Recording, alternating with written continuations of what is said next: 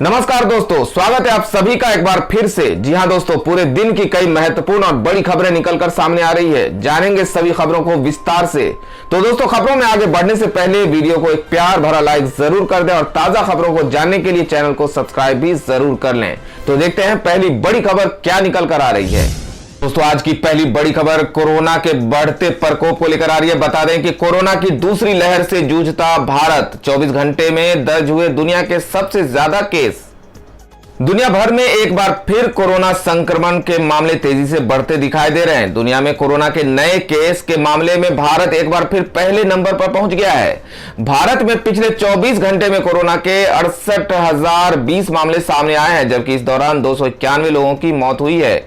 वहीं अगर दुनिया भर के कोरोना के आंकड़ों पर नजर दौड़ाएं तो दुनिया भर में पिछले एक दिन में कोरोना के 4,86,724 नए मामले सामने आए हैं। कोरोना के नए मामले सामने आने के बाद भारत में कोरोना की स्थिति चिंता बढ़ाने वाली है। दुनिया में इस समय कोरोना के कुल 12,77,63,220 नए मामले सामने आए हैं, जबकि 27,95,878 मरीजों की मौत हो चुकी है। वहीं भारत में कोरोना के आंकड़ों को देखें तो नए केस सामने आने के बाद देश में कुल संक्रमित मरीजों की संख्या 1,20,39,644 हो गई है। देश में मृतकों की संख्या बढ़कर अब 1,61,843 हो गई है। दोस्तों, अगली बड़ी खबर निकल के आ रही है। पेट में तेज दर्द के बाद अस्पताल ले जाए गए शरद पवार। नवाब मलिक बोले बुधवार को होगी सर्जरी। बता दें कि एनसीपी प्रमुख शरद पवार को रविवार देर शाम अचानक तबीयत बिगड़ जाने के बाद ब्रीच कैंडी अस्पताल में जांच के लिए ले जाया गया है।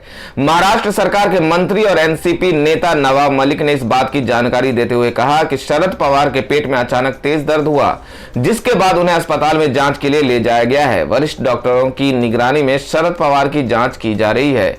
शरद पवार की सेहत से जुड़ी जानकारी देते हुए नवाब मलिक ने बताया कि डॉक्टरी जांच में पता चला है कि उनके गल ब्लैडर में कुछ दिक्कत है। उन्होंने बताया कि शरद पवार खून पतला करने की दवा ले रहे थे, लेकिन इस दिक्कत के चलते उन्होंने दवा बंद कर दी है।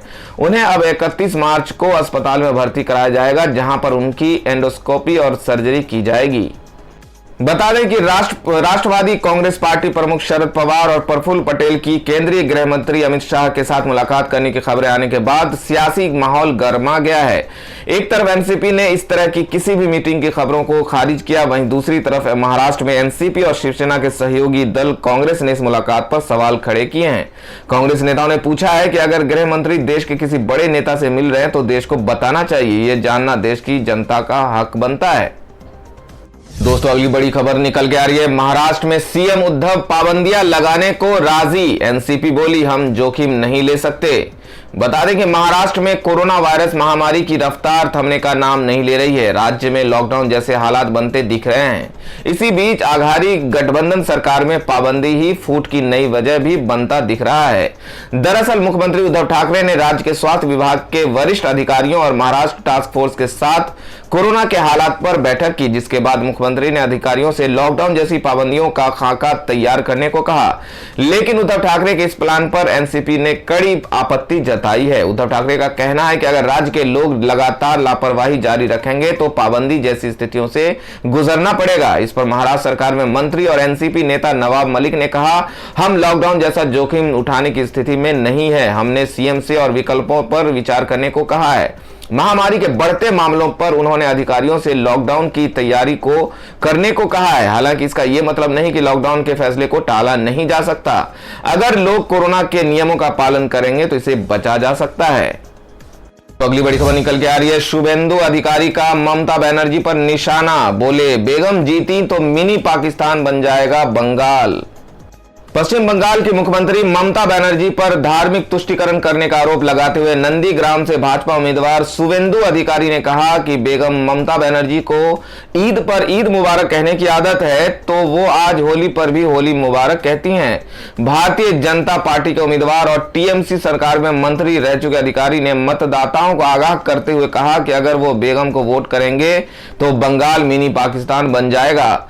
शुभेंदु अधिकारी ने कहा कि ममता बनर्जी को ईद पर ईद मुबारक मुबारक कहती हैं और ये उनकी आदत में रहा है, तो वो होली पर भी लोगों को होली मुबारक ही कहती हैं। बेगम को वोट ना दे, अगर आप बेगम को वोट देंगे तो ये मिनी पाकिस्तान बन जाएगा। बेगम सूफियान के अलावा किसी को नहीं जानती। अधिकारी ने ये टिप्पणी नंदीग्राम के खोडम्बी 2 में दी है। यहीं से कुछ दूरी पर सीएम ममता बनर्जी जनसभा को संबोधित करती हैं। मुख्यमंत्री पर हमला बोलते हुए अधिकारी ने कहा कि बेगम अचानक बदल गईं और मंदिरों के चक्कर लगाने लगी क्योंकि उन्हें हार का डर है। बता दें कि ममता और शुभेंदु दोनों ही एक दूसरे पर निजी हमले कर रहे हैं। नंदीग्राम में ये दोनों आमने सामने हैं, जहां पर गुरुवार को मतदान होना है। जहां शुभेंदु हिंदू मतदाताओं की भावनाओं पर खेल रहे हैं, वहीं वो ममता सरकार की कथित तुष्टीकरण की नीतियों को उजागर कर रहे हैं। टीएमसी प्रमुख ने अधिकारी को गद्दार करार दिया और कहा है कि वो उत्तर प्रदेश के गुंडों से मदद ले रहे हैं।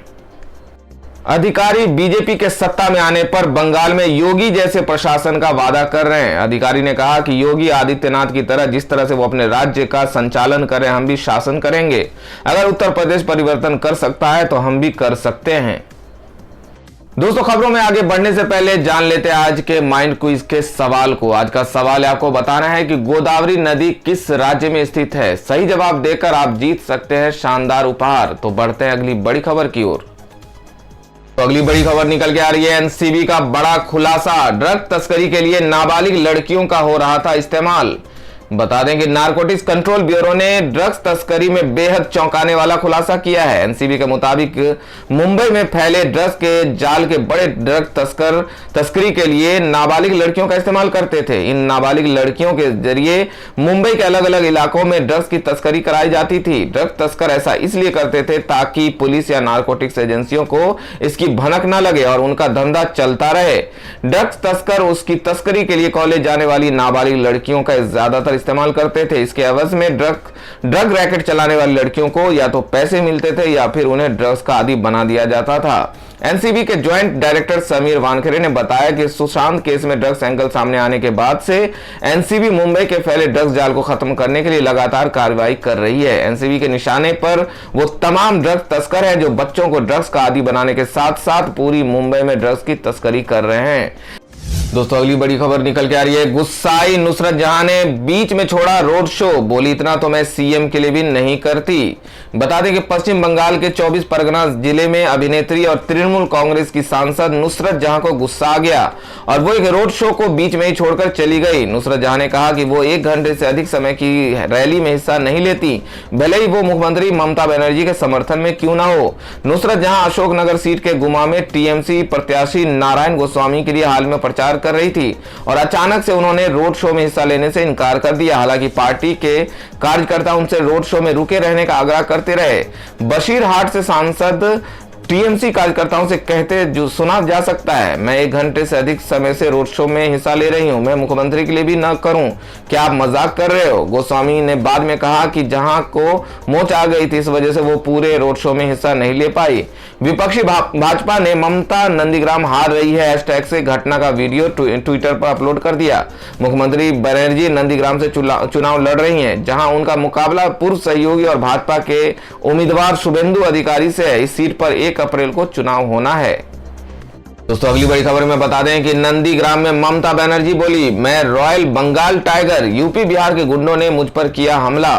बता दें कि पश्चिम बंगाल की मुख्यमंत्री ममता बनर्जी ने नंदीग्राम में शुभेंदु अधिकारी पर निशाना साधते हुए कहा कि वो यहां अपनी मनमानी कर रहे हैं, लेकिन मैं उन्हें शेर की तरह जवाब दूंगी। ममता ने कहा कि जो लोग संस्कृति से प्यार नहीं कर सकते वो यहां राजनीति नहीं कर सकते। नंदीग्राम में गुंडागर्दी हो रही है, हमने बिरुलिया में बैठक की, टीएमसी कार्यालय को तोड़ दिया गया। शुभेंदु अधिकारी जो चाहे कर रहा है, मैं गेम भी खेल सकती हूं, मैं भी शेर की तरह जवाब दूंगी, मैं रॉयल बंगाल टाइगर हूं। ममता बनर्जी ने कहा कि उन्होंने मुझ पर हमला किया, नंदीग्राम के किसी व्यक्ति ने मुझ पर हमला नहीं किया, लेकिन आप यूपी बिहार से गुंडे लाए। हम स्वतंत्र और निष्पक्ष चुनाव चाहते हैं, अगर वे आते हैं तो महिलाओं को बर्तनों से पीटना चाहिए। वहीं राज्य में भाजपा कार्यकर्ताओं की मां की मौत को लेकर उत्पन्न आक्रोश के बीच ममता बनर्जी ने सोमवार को कहा कि वो महिलाओं के खिलाफ हिंसा का समर्थन नहीं करती और उन्हें मौत की असली वजह नहीं पता। बनर्जी ने पूछा कि जब भाजपा शासित उत्तर प्रदेश में महिला को उत्पीड़न कर जान से मार दिया गया, तब केंद्रीय मंत्री अमित शाह क्यों चुप थे।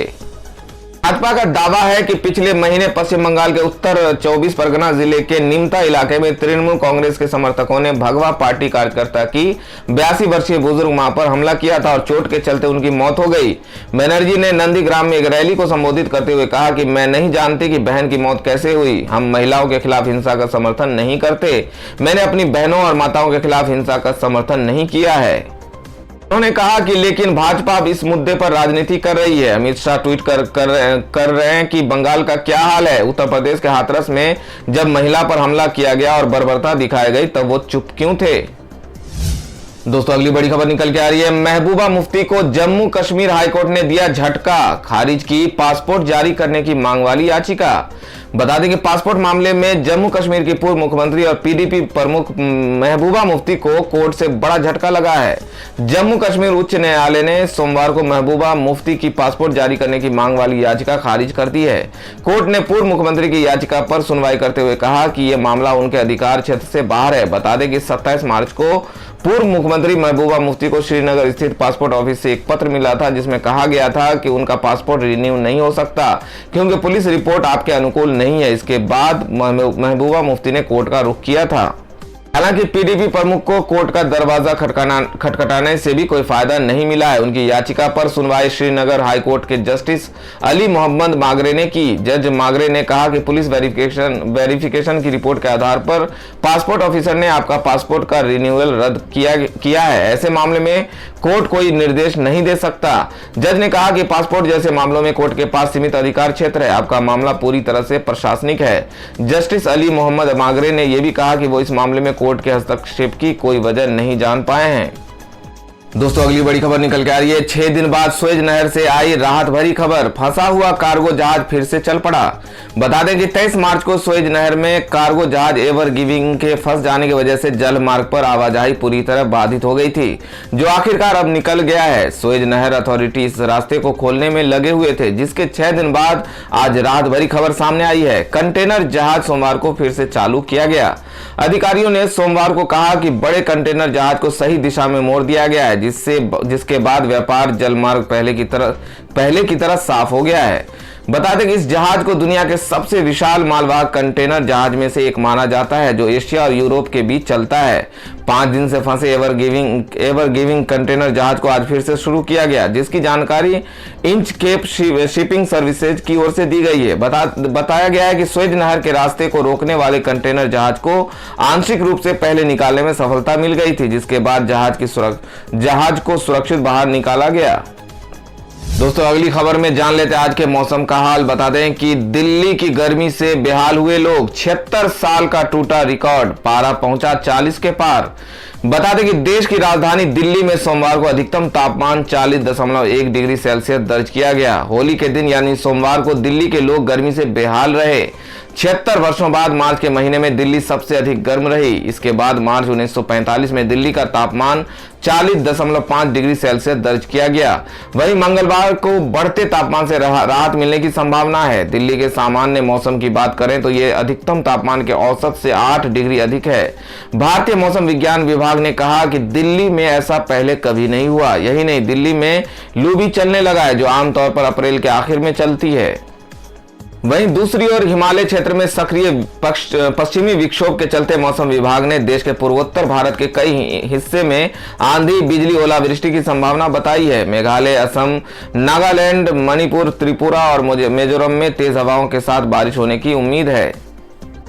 तो दोस्तों ये थी अब तक की सभी बड़ी खबरों की अपडेट्स। टुडे ब्रेकिंग न्यूज और लेटेस्ट खबरों को देखने के लिए हमारे चैनल को सब्सक्राइब जरूर कर लें। वीडियो लाइक और शेयर जरूर कर दें अपने दोस्तों और रिलेटिव्स के साथ। तो दोस्तों आपसे फिर मिलेंगे काम की खबरों और सरकारी योजनाओं की एक और नई वीडियो के साथ। तब तक के लिए धन्यवाद दोस्तों।